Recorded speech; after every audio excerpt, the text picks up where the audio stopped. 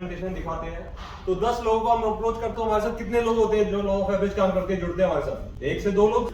तो जो 10% क्लब जुड़ते हैं तो आप सब ऑलरेडी इस क्लब में हैं। जो 10% लोग अपनी जिंदगी बदलने के लिए आज यहाँ पे बैठे हैं और जो 10% लोग सब जुड़ते हैं, अब उनके 10% में भी पहुंचने के लिए आप सब यहाँ पे अवेलेबल है, क्योंकि हर बंदा ट्रेनिंग अटेंड नहीं करता, राइट? तो जो बंदे जुड़ते हैं उसके भी 10% में पहुंचने के लिए हम आज यहाँ पे प्रेजेंट है। तो कैंगन बिजनेस स्टार्ट करने से पहले, कैंगन की बिजनेस प्रेजेंटेशन आपको दिखाने से पहले मैं कुछ एक्सपीरियंस आपसे शेयर करना चाहूंगा। और मैं आपको कोई ट्रेनिंग नहीं दूंगा, ये मेरा अपना खुद का पिछले 3.5 साल का एक्सपीरियंस है कि मुझे लगता है कि खाली प्रेजेंटेशन देने से या खाली बिजनेस प्रेजेंटेशन दिखाने से कोई बंदा साथ में जुड़ नहीं जाता, राइट, लॉन्ग टर्म के लिए। तो यहाँ मैं कुछ पॉइंट्स कवर करूंगा, हो सकता है आप भी रिलेट कर पाए जो पुराने लोग हैं। तो यहाँ पे मैं कुछ पॉइंट्स आपके सामने प्रेजेंट करूंगा कि ये पॉइंट्स अगर किसी भी शख्स में है या आप खुद भी इन पॉइंट्स को समझते कि आपके अंदर है, तो आपको कोई भी कैंगन बिजनेस में सक्सेसफुल होने से नहीं रोक सकता। Intention of starting Kangen business, this is the first point, intention. अभी हम बात कर रहे थे, समीर सर बात कर रहे थे कि इंटेंशन जो होती है वो इंटेंसिव होनी चाहिए, पर मेरे ख्याल से यहाँ पे कोई भी ऐसा बंदा नहीं होगा कि जिसकी इंटेंशन ना हो डैश 3 बनने की या डैशबोर्ड बनने की। $5,000, $10,000, $50,000 पर मंथ कौन नहीं कमाना चाहता? बंदा कमाना चाहता है इंटेंशन से, पर वो इंटेंशन को इंटेंसिव करने के लिए जरूरी है आपका why Kangen business, why you join Kangen business. आपने बिजनेस को क्यों ज्वाइन किया है, ये बहुत जरूरी है। कैंगन बिजनेस को स्टार्ट करने से पहले मैं रियल एस्टेट बिजनेस में था और रियल एस्टेट में मेरा एक एक्सपीरियंस है जो मैं आपसे शेयर करूंगा। एक बार मैं अपनी गाड़ी में पेट्रोल भरवा रहा था और पेट्रोल भरवाते हुए पीछे ही एक बाइक थी और उस पे 2 लड़के थे और वो भी पेट्रोल भरवा रहे थे और वो आपस में बात कर रहे थे, यार हमारा इंटरव्यू हुआ और हम फेल हो गए इंटरव्यू। ये रियल लाइफ एक्सपीरियंस मैं आपसे शेयर कर रहा हूँ। तो मैंने उनकी बात सुन ली और मैं तब रियल एस्टेट में नया था, मैं हायरिंग कर रहा था। तो मैंने उन लोगों से बात की, क्योंकि हम सेल्स में हैं तो हम हमेशा सोचते हैं कि हर बंदा प्रोस्पेक्ट है। तो मैंने उन लोगों को इनवाइट किया अपने ऑफिस में जनकपुरी में कि आप आओ, मैं आपका इंटरव्यू लूंगा और मैं आपको मौका दूंगा। तो उनमें से मैंने एक लड़के को हायर कर लिया। तो मेरे को बहुत ही ज्यादा क्रिटिसाइज किया गया। मेरे जो सीनियर थे और जो मेरे सुपर बॉस थे, उन्होंने मुझे बहुत क्रिटिसाइज किया कि आपने एक ऐसे बंदे को हायर किया है जिसके जो फादर है, जिसका बैकग्राउंड, क्योंकि हम देखते हैं ना, बैकग्राउंड देखते हैं जब हम किसी को हायर करते हैं कैंगन बिजनेस में, तो उसका जो बैकग्राउंड था, फादर वेजिटेबल सेलर थे, राइट? तो मैंने उसको हायर क्यों किया? क्योंकि मुझे लगा उसकी वाइफ बहुत स्ट्रॉन्ग है। क्योंकि मैंने उससे पूछा कि आप क्यों करना चाहते हो, आप रियल एस्टेट में क्यों आना चाहते हो, आप किसको बेचोगे? 1 करोड़ का फ्लैट सर, जिसकी टिकट साइज 1 करोड़ है, उसका नेटवर्क कैसा होगा उस लड़के का? क्योंकि उसके फादर वेजिटेबल सेल कर रहे थे, तो एक उसका नेटवर्क उस तरीके का नहीं था। तो मैंने उससे पूछा आप क्यों करना चाहते हो? तो उस लड़के ने जवाब दिया कि मैं अपने फादर को ना सर सब्जी बेचता हूँ, देख नहीं पाता, मैं उनको एक अच्छी लाइफ देना चाहता हूँ। तो मेरे को बहुत क्रिटिसाइज किया गया और आप यकीन मानना मैं खुद हैरान था, क्योंकि उस लड़के ने पहले 1 साल में सर 7 करोड़ का माल बेचा था। तो इसके पीछे सर मैं ये आपसे क्यों शेयर कर रहा हूँ, देखिए हम सोच लेते हैं कि हम ऐसे ही बंदे को अप्रोच करें, क्योंकि मैंने भी शुरुआत में जब कैंगन को स्टार्ट किया तो मैंने भी यही सोचा कि मैं सिर्फ HNI लोगों को ये प्रोडक्ट बेचूंगा या ऐसे बंदे को बेचूंगा जो अफोर्ड कर सकता है। बट यकीन मानिएगा मेरी 400 लोगों की टीम साइज में 95% लोग वो है जिनको देख के आप बोलोगे ये तो कैंगन अफोर्ड ही नहीं कर सकता, आप झूठ बोल रहे हो। And they are into this business. और मैं ऐसे लोगों के पास भी गया हूं जो फरारी मेंटेन है, 18 साल के लड़के को फरारी गिफ्ट की है और वो कहता मेरी औकात नहीं है इस मशीन को खरीदने की। क्या आपके साथ ये एक्सपीरियंसेस होते हैं? तो सर यहाँ पे बहुत इंपॉर्टेंट है कि आपकी इंटेंशन क्या है, आपका वाई स्ट्रॉन्ग क्या है। अगर आपको इंटेंशन को आपको इंटेंसिव करना है तो आपकी वाई स्ट्रॉन्ग होना बहुत जरूरी है। So this is my first point कि आपको कैंगन बिजनेस के लिए जब भी आप प्रोस्पेक्टिंग करते हो या बंदे को देखते हो, या मेरे अंदर खुद अगर मेरी वाई स्ट्रॉन्ग नहीं है तो शायद मैं आज यहाँ खड़ा नहीं होता, राइट? और आपको लोग भी ऐसे देखने हैं जिनकी वाई स्ट्रॉन्ग हो, तभी वो जो आपकी इंटेंशन वो इंटेंसिव हो सकती है, अदरवाइज नहीं हो सकती। सर आप किसी को मोटिवेट नहीं कर सकते, राइट? आपको सेल्फ मोटिवेट करने के लिए आपकी वाई स्ट्रॉन्ग होनी चाहिए। Ignore the outcome. अब मेरी टीम में भी बहुत लोग हैं जो आते हैं और अभी उन्होंने स्टार्टिंग की है, 2 से 3 महीने हुए और उन्होंने 5 से 10 डेमो दिखाए, उसके बाद वो कहते हैं यार ये मुझसे नहीं होगा। ये बिजनेस मेरे बस की नहीं है, जिसको बोलता हूँ वो मना कर देता है। ये जो आदत है ना हमारी कि 5-10 डेमो देने के बाद आप सोचते हो कि यार ये बिजनेस नहीं होगा, तो यहाँ पे भी मैं आपसे एक्सपीरियंस शेयर करता हूँ। हमारे जो अपलाइन है मिस्टर हरिंदर सिंह 682, उन्होंने स्टार्टिंग की थी तो इनके पहले 30 से 35 demo, 30 to 35 demo, there is no sale. Sir 30 से 35 डेमो आप अपने मन से पूछेगा, जो भी नए लोग हैं, अगर आप 30 से 35 डेमो कर रहे हो और आपको 3 महीने हो गए कैंगन बिजनेस में और आपकी सेल ना है, आपको सब नेगेटिव फीडबैक मिल रहा हो, तो आप क्या करोगे, क्या करेंगे? इसको इंटरेक्टिव बनाते हैं, तो प्लीज आंसर, क्या करेंगे? क्विट करना चाहिए। क्विट करने चाहिए, क्विट करेंगे? मेरे ख्याल से 90% लोगों का आंसर यही होगा, आपके मन में यही चल रहा होगा कि यार जब 30-35 डेमो हो गए और मार्केट एग्जॉस्ट हो जाती है 50 से 100 लोगों में, 30-35 लोगों ने मना कर दिया, तो मैं इस बिजनेस के लिए शायद नहीं बनाऊं। अगर आर्यन जी ने भी क्विट किया होता सर, तो आज यहाँ हम नहीं खड़े होते,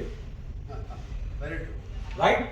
अगर आर्यन जी ने भी उस दिन क्विट कर लिया होता, तो आज जो 1500 प्लस मशीन उनकी टीम में बिकी है, तो हम सब भी शायद रियल एस्टेट में होते या अपना जो भी प्रोफेशन हम कर रहे थे हम वही कर रहे होते। तो अगर आपने इग्नोर कर लिया अगले 2 से 3 साल के लिए अपने आउटकम को, अगर आपने सोच लिया कि मैंने करना है, जब आपकी वॉइस स्ट्रॉन्ग होगी तो आप अपने आप सोचेंगे।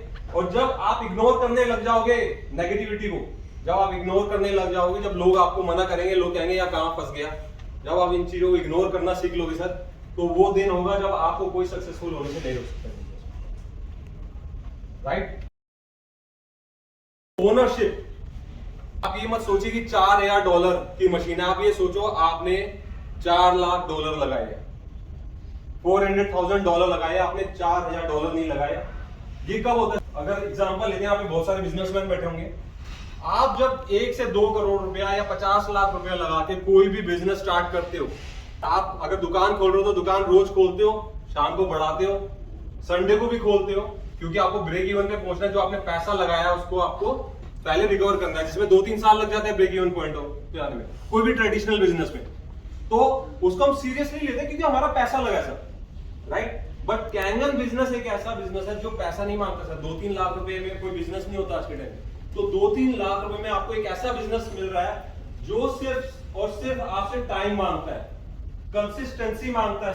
यहाँ पर आपको पैसा नहीं लगाना, बट आपको ओनरशिप वैसे ही लेनी पड़ेगी जैसे आप अपने बिजनेस को करते हो और उसमें पैसा लगा के उसमें दिन से रात एक कर देते हो।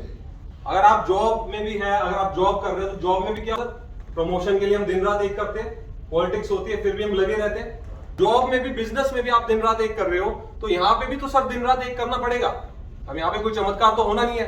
अब कुछ लोग सोचते हैं लॉटरी का टिकट है कि 1-2 बंदे मेरे पास ऐसे आ जाएंगे जो 100 मशीनें बेच देंगे, बट ऐसा होता नहीं है। आपको यहाँ पे भी उतनी मेहनत करनी पड़ेगी जितना आप अपने किसी भी ट्रेडिशनल बिजनेस में करते हो या किसी भी जॉब में करते हो। So this is the third point, ownership जब तक आप नहीं लोगे तब तक सर आप कैंगन बिजनेस को सक्सेसफुली, ठीक है, आप मशीन बेचेंगे सेल्समैन की तरह, जैसे अभी बात हो रही थी, आप सेल्समैन की तरह मशीन बेच रहे होंगे, बट अगर आपको टीम बिल्ड करनी है तो आपको ओनरशिप लेनी पड़ेगी, आपको डेमो भी देना सीखना होगा, आपको स्टेज पे भी आना सीखना होगा, आपको बिजनेस प्रेजेंटेशन भी देना सीखना होगा। अगर आप अपने अपलाइन के ऊपर ही डिपेंड रहेंगे कि वो जब अवेलेबल होंगे तब मैं अपने आगे मीटिंग्स कराऊंगा, आई एम सॉरी टू से, ये बिजनेस में आप सेल्समैन बन के रह जाओगे, आगे नहीं बढ़ पाओगे, राइट? इवेंट्स 1-to-1 भी करने बहुत जरूरी है, ऐसा नहीं है कि मैं ये कह रहा हूं कि 1-to-1 नहीं कीजिए, बट आपको आने वाले टाइम में जैसे आपकी टीम धीरे धीरे डेवलप होती है, 20 से 30 लोग आपकी टीम में आ जाते हैं, तो आपको धीरे धीरे इवेंट्स पे आना होगा सर। क्योंकि मैंने, मेरा खुद का एक्सपीरियंस है, क्योंकि मैंने जो स्टार्ट किया था, मैंने 11 मशीनें बेची थी, तो मैं बहुत खुश था, मुझे बहुत कॉन्फिडेंस था मैं कि मतलब ये तो बहुत आसानी से बिकती है, बट वो मेरे खुद के नॉन बंदे थे। उसके बाद अगले 6 महीने में मेरी सिर्फ कुल 5 मशीनें बिकी थी, तो मुझे ये समझ आ गया ये बिजनेस सेल्समैन का नहीं है कि अगर आप मशीन जाके बेच रहे हो तो इस बिजनेस को आप उस तरीके से ग्रो नहीं कर सकते। तो मैंने क्या किया, मैं धीरे धीरे इवेंट्स मैंने अटेंड करने, मैंने ट्रेनिंग स्टार्ट की अटेंड करना, मैंने सीखा, और मैंने अपने इवेंट्स, छोटे छोटे इवेंट्स के 5 से 10 लोगों के इवेंट स्टार्ट किए, और आज हम 100 से 150-200 लोगों के भी इवेंट करते हैं, राइट? तो ये बहुत इंपॉर्टेंट है कि आपको धीरे धीरे आपको इवेंट्स करने हैं, खुद अपने इंडिपेंडेंटली इवेंट्स करने हैं, क्योंकि धीरे धीरे जब आपकी टीम डेवलप होगी, तो अगर आप इवेंट्स नहीं करेंगे तो 1-to-1 इट्स नॉट पॉसिबल कि आप अपने बिजनेस को उस तरीके से ग्रो कर पाओ, राइट? ट्रस्ट बहुत बेसिक चीज है। अगर मैं कुछ भी बेचने जा रहा हूँ मार्केट में, क्योंकि मैंने ऐसे भी लोग देखे हैं टीम में होते हैं कि वो मशीन बेच रहे पर वो मन ही मन कह रहे यार नहीं बिकेगी, या किसी के पास आप जाते हो कहीं ना कहीं आप में से रिलेट कर पाएंगे, अंदर मन में होता है यार ये लेगा नहीं, ठीक है मैं बेचने जा रहा हूं पर वो लेगा नहीं। जब ट्रस्ट ही नहीं है आपका उस चीज पे तो बिकेगा कैसे सर, राइट। कुछ लोग होते हैं वो कहते हैं यार इसको चेपनी है, ऐसे वर्ड्स यूज करते हैं। आप ऐसे वर्ड्स यूज कर रहे हो जब पीछे से आप जो बोलोगे ना बॉडी लैंग्वेज में आपकी शो करेगा। और आप सोचोगे कि पीछे आप बंदे को गाली दे रहे हो और उसके सामने आप उसकी तारीफ कर रहे हो, बॉडी लैंग्वेज से उसको पता चलता है ये पीछे से कुछ हो रहा है आगे से कुछ हो रहा है। तो हमारा ट्रस्ट होना चाहिए प्रोडक्ट के ऊपर, हमारी कंपनी के ऊपर, उसमें कोई संदेह भी नहीं है।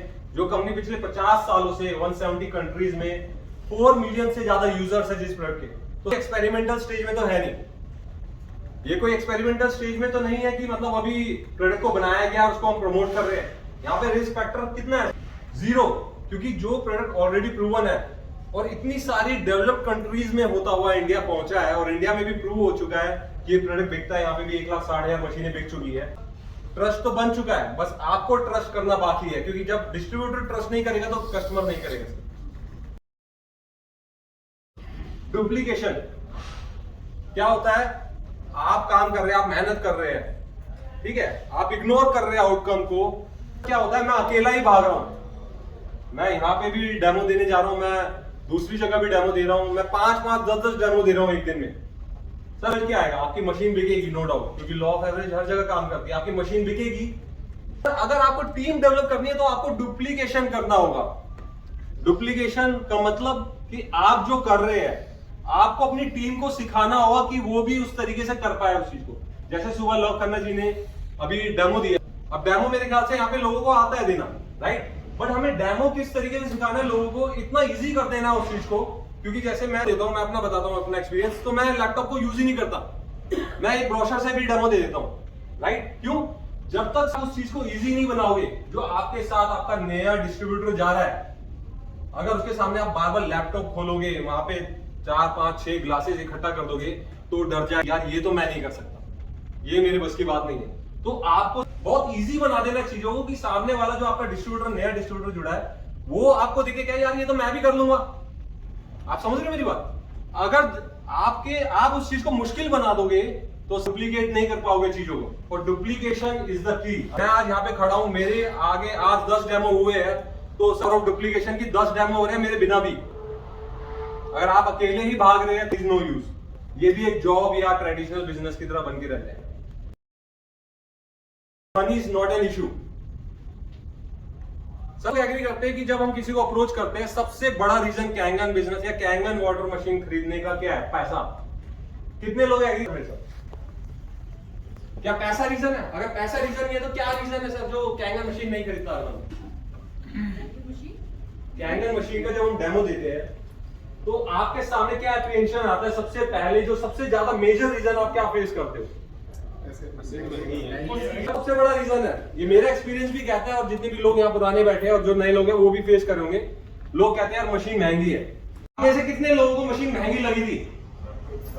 महंगी तो सबको लगी। मनी एक्चुअली इशू नहीं होता, हमें लगता है कि पैसे की वजह से बंदे मशीन नहीं खरीदते। ऐसा नहीं लगता, क्योंकि सर पैसा कारण है ही नहीं। अगर पैसा कारण होता, I am the first person जो इस मशीन को नहीं खरीदता। और यहाँ पे भी बहुत लोग ऐसे बैठे हुए जो इस मशीन को नहीं खरीदते अगर पैसा कारण होता। कारण है ही नहीं सर, कारण है करेज, हिम्मत, जो आपको देनी पड़े। मशीन सबके लिए महंगी है, बट आपको विजन दिखाना पड़ेगा।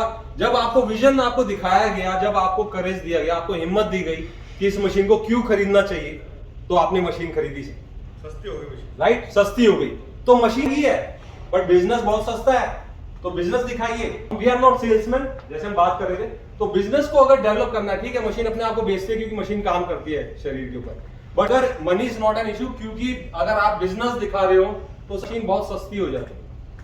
और हमें मशीन को ऐसे आगे सामने विजन दिखाना है कि मशीन सबको सस्ती लगे। अगर आप मशीन का डेमो देख के सोचोगे कि कोई चेक देगा तो बहुत मुश्किल होता है, आपकी लॉ ऑफ एवरेज बहुत कम हो जाएगी। Right, so these are the certain points जो मैं आपसे डिस्कस करना चाहता था। आई होप कि आपको लगा होगा कि ये सब हम रिलेट कर पाते हैं। अगर ये सब चीज हम अपने सामने वाले उस प्रोस्पेक्ट में देखें जिसको हम अप्रोच कर रहे हैं, हमारी law of average more than 50% हो जाएगी। मैंने ये एक्सपीरियंस किया, राइट। तो ऐसा नहीं है कि ये मशीन खाली एक HNI लोग ही लेते हैं। 95% जो इस मशीन को खरीद रहे हैं they are from lower middle class families, जो इस मशीन की वैल्यू जानते हैं या इस बिजनेस की वैल्यू समझते हैं, और हमारे साथ वो लोग जुड़ते हैं, राइट। तो अब हम सर बिजनेस के बारे में बात करेंगे कि business, how to show a business demo, how to